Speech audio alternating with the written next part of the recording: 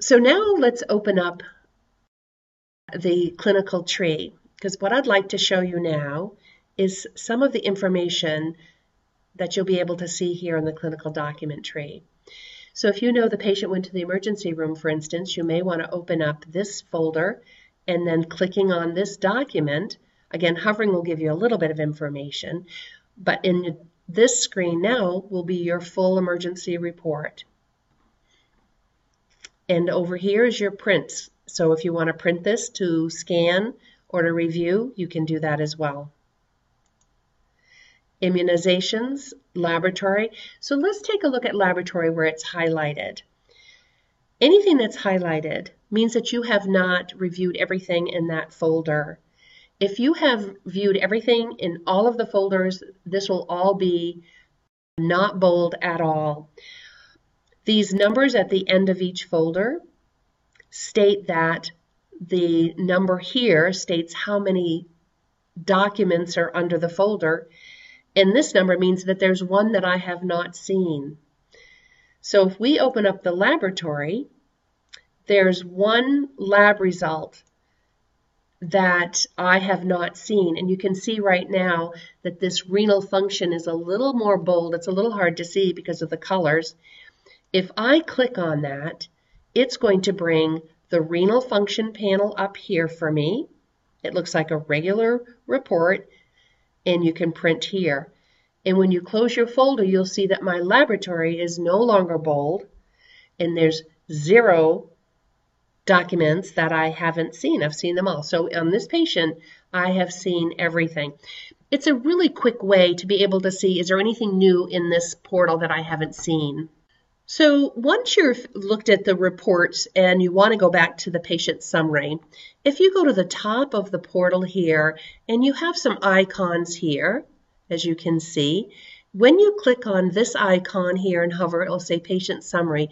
Clicking on that will bring you back to the summary page with all of the data information as you saw before. And you can toggle back and forth on that as needed. A couple other things just to help sort, and you'll learn this as you go on.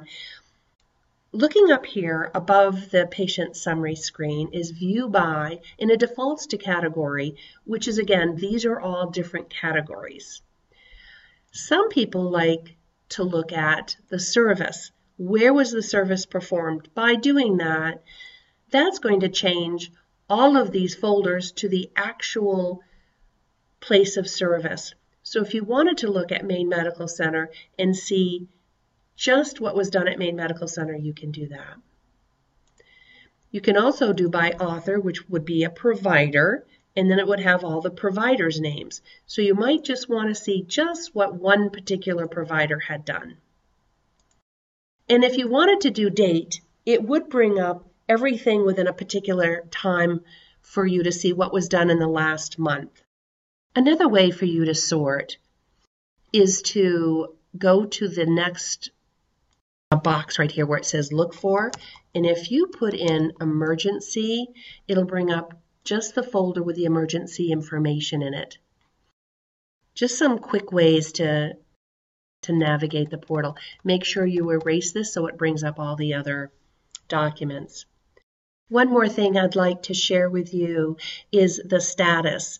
You can also pull up all of your read documents or all of your unread documents. So it'll just clear out over here all of the information that you don't need and that you just want to see the ones that you have not read. But generally we leave that at all, and you can clear that. And one thing I didn't share before that I want to make sure you know is about laboratory results. As you can see, they're color-coded. Black means that everything is normal within that lab result. Yellow, orange color that we have here shows that there is an abnormality, and then the red means there's a critical value. And that's how you work with the clinical portal.